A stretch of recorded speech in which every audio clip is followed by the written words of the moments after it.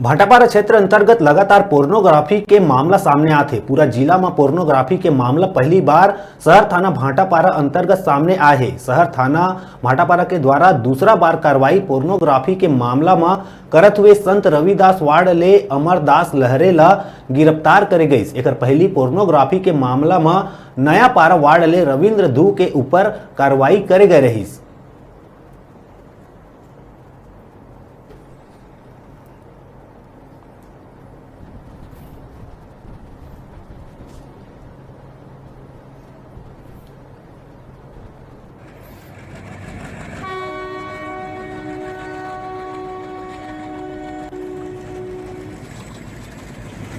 NCRB Delhi की तरफ से एक रिपोर्ट प्राप्त हुई थी जिसमें से भाटापारा के कुछ लड़के हैं, उनके द्वारा जो सरकार ने बैन साइट्स हैं चाइल्ड पोर्नोग्राफी की, उन पर एक्सेस करके कुछ मटेरियल निकालकर अपलोड किया है कई ग्रुप में।